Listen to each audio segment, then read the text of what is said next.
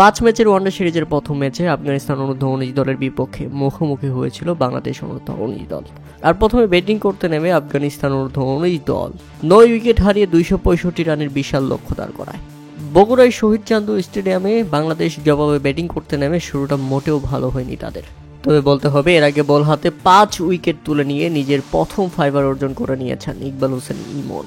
বাংলাদেশের এই তরুণ পেসার দারুণ বোলিং করেছেন এদিন, তাই তো সেজদা দিয়ে আল্লাহর শুকরিয়া আদায় করতেও দেখা গেছে তাকে। বলছিলাম, ব্যাটিং করতে নেমে বাংলাদেশের শুরুটা মোটেও ভালো ছিল না। মাত্র 14 রানে 1 উইকেট এবং 15 রানের মধ্যেই 2 উইকেট হারিয়ে ফেলে বাংলাদেশ।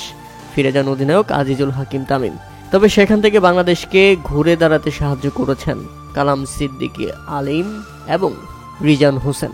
এই 2 ব্যাটসম্যান মিলে দারুণ জুটি করেন, সেই সাথে দারুণ সেঞ্চুরি তুলে নেন কালাম সিদ্দিকী আলিম। আর তার সেঞ্চুরিতে ভোর করেই বাংলাদেশ মুহূর্তেই জয়ের বন্দরে পৌঁছে যায়। সেঞ্চুরির পর কালাম সিদ্দিকী আলিম আউট হলেও রিজান হোসেন শেষ পর্যন্ত 75 রান করে অপরাজিত ছিলেন এবং দলকে জিতিয়েই মাঠ ছেড়েছেন এই ব্যাটসম্যান। আলোক স্বল্পতার কারণে সময়ের আগেই শেষ হয়ে যায় খেলা, যেখানে বাংলাদেশ ডিএলএস আইনে 5 রানের জয়লাভ করে।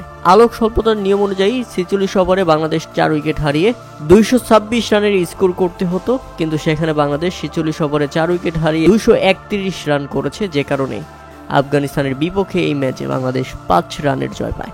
লাইট থাকলে অবশ্য 5 রান নয়, বাংলাদেশ জিতত 6 উইকেটের বড় ব্যবধানে।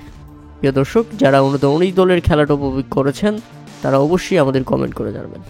বাংলাদেশ জাতীয় দলের থেকে অনূর্ধ্ব-19 দলই শতগুণে ভালো খেলে, কেননা 3 উইকেট হারানোর পর বাংলাদেশ এই ম্যাচ 265 রানের লক্ষ্যে থাকা ম্যাচটা যেভাবে বের করে নিয়ে এসেছে মাঝের 2 মিডল অর্ডার ব্যাটসম্যান, সেটা সত্যি প্রশংসার যোগ্য।